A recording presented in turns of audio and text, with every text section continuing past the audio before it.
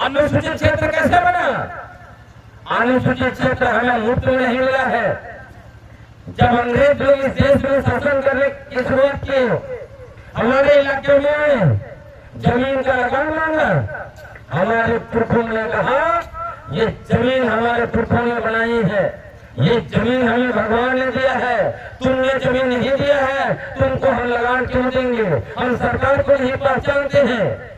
साथियों, इसका यह असर हुआ, उन्होंने जमींदारी प्रथा में जो हमारे पुरख के पट्टा नहीं लिए, उन जमीनों को किसी और दिक्कुल के नाम से लिख दिया। जो जमीन का कानून बनाया उन्होंने 1793 में, अस्थायी बंदोबस्ती कानून, क्या किया मालूम आपको?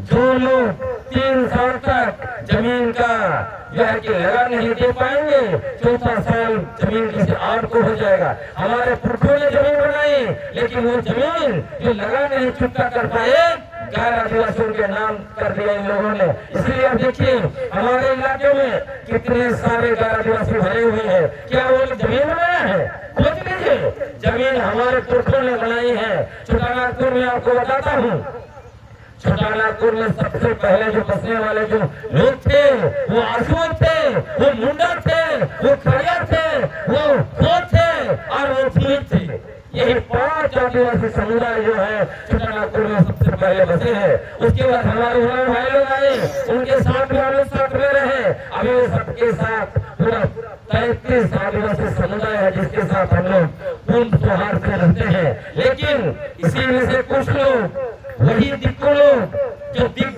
करता है, हमारा जल जंगल जमीन को, खनिज संपदा, नदी पानी सबको बेच खा रहा है। ये हमारे बीच के ही कुछ आदिवासियों को पकड़ लिया है, जिसको जो है देता है पैसा, जिसको कहते हैं हम टिकट देंगे, तुम्हारा एक ही काम है, तुम आदिवासी समाज में नफरत फैलाओ, सरना आदिवासी, ईसाई आदिवासी बोलो, सरना ईसाई के नाम पर मुर्गा बनाओ, और तुम जो है नेता बनो, तुम एमएलए बनो, तुम एमपी बनो, तुम मंत्री बनोगे, तुमको पैसा देंगे, गाड़ी देंगे।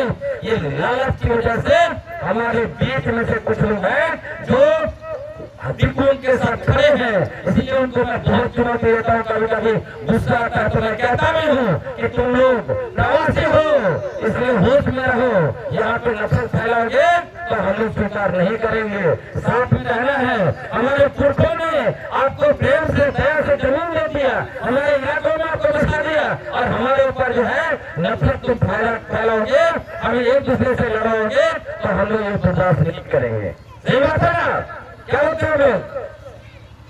आपको मैं बताना चाहता हूँ साथियों, पेशा कानून को लागू करना नहीं होने दे रहा है, तो यही बाहरी ताकतें जो हम लोगों को सरना ईसाई के नाम से लड़वाता है, हम लोगों को मुर्गा बना दिया है। आप मुर्गा होता उसमें देखिएगा, दोनों मुर्गा को गुस्सा दिलाया जाता है। दोनों मुर्गा को लगता है कि हम जो है ताकतवर है, हम ताकतवर है, हम इसको मार देंगे, हम इसको मार देंगे। एक दूसरे को मारते हैं, एक मर जाता है, मुर्गा लड़ाने वाला मुर्गा का मीट भी खा रहा है, पैसा भी ले रहा है, और वो जो है उधर दारू भी पी रहा है, मजा कर रहा है। हम आदिवासियों को आपस में लड़ाने वाले लोग क्या कर रहे हैं? पूरा 25 साल से देखिए, जिन लोगों ने हमें धर्म के नाम पर लड़वाया, वो लोग 14 साल तक झारखंड की कुर्सी में रहे, और यही लोग पेशा कानून को लागू नहीं किया। क्यों लागू नहीं किया? तो इनके लोग ही हैं जो बाहर से आके भरे पड़े हैं झारखंड में, यही लोग इनको वोट देता है, इसीलिए लागू नहीं किया। तो हम लोगों को आपस में लड़ा रहा है, और जब तक हम मुर्गा खत्म करते हैं, देखते हैं, तो हमारी जमीन पर दिक्कुओं का बड़ा बड़ा अपार्टमेंट बन चुका है, उनका हॉस्पिटल और कॉलेज बन चुका है। बन चुका कि नहीं बन चुका है? पिछला 25 साल में उनका ही बड़ा बड़ा बिल्डिंग बना। हमारा जितना नदी का बालू ले लेके लोग बेच खाए, हमारा पहाड़ पर क्रशर मुरम बैठाया, गिट्टी निकाल के बेचा, जंगलों से मुरम ले लेके बेचा। हमारा सरंडा से जितना आयरन और चाहे जो है कि पश्चिम में जाइएगा, भूसा गुल्ला और लोहरदगा से ले लेके सारा बेच खा रहा है।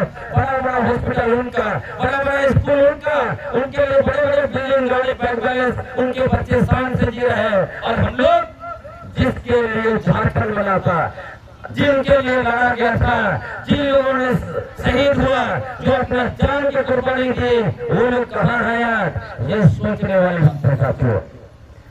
पैसा कानून लागू होने से क्या होगा? सरकार लागू नहीं करेगी। क्यों नहीं लागू करेगी? क्योंकि जमीन माफिया जो आपका पूरा झारखंड में, जहां सीएनटी एक्ट है, जहां पीएसपीटी एक्ट है, जो क्या कहता है आदिवासी का जमीन गैर आदिवासी नहीं ले सकता है, तो धड़ल्ले से झारखंड में बाहरी लोग आदिवासी जमीन पर अपने इतनी बड़ी बड़ी इमारतें कैसे खड़े कर रहे हैं, कैसे निडर होकर सत्ता पट्टा पर जमीन लिखवा रहे हैं। इनको डर क्यों नहीं लगता है? जब सीएनटी एक्ट लागू है यहाँ पर, एसपीटी एक्ट लागू है इस राज्य में, ये सरकारें क्या कर रही है? मुख्यमंत्री, मंत्रीगण और हमारे नेता क्या कर रहे हैं? क्या हम इनको खाली वोट देंगे? क्या हम इनके स्वागत में खाली नाचेंगे, गाएंगे और उनको फूलमाला चढ़ाएंगे? इसलिए हम लोग हैं। हम लोग को गंभीरता से सोचना पड़ेगा। यही बाहर के आए हुए लोग जो व्यापार कर रहे हैं, जमीन लूट रहे हैं, यही लुटेरों को संरक्षण देने के लिए पैसा कानून लागू नहीं कराया गया। हमारा खनिज संपदा को लूट रहे हैं, इन्हीं को बचाने के लिए पैसा कानून लागू नहीं हो रहा है। इन्हीं को बचाने के लिए, बालू माफिया को बचाने के लिए पैसा कानून लागू नहीं किया जा रहा है। और जितना भी बड़ा ब्यूरोक्रेट झारखंड में बड़ा बड़ा ऑफिसर बाहर का है, इन लोगों को झारखंड से कोई लेना देना नहीं है।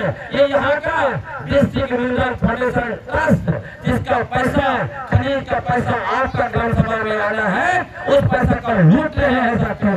जो पैसा आपको मिलना था उसको 10-10 करोड़ रुपया विज्ञापन में खर्च कर रहे हैं, कहीं ट्रैफिक लाइट लगा रहे हैं, कहीं जिम खोल रहे हैं, आपका पैसा से ये नौकरशाह लोग, और बड़े पैमाने पर जो है कि हमारे पैसा का बंदर बांट कर है, इसलिए पैसा कानून लागू होने नहीं दे रहे हैं। सबके बड़े बड़े जंगलों में जितना बड़ा टिम्बर है, सबको कौन बेच खा रहा है?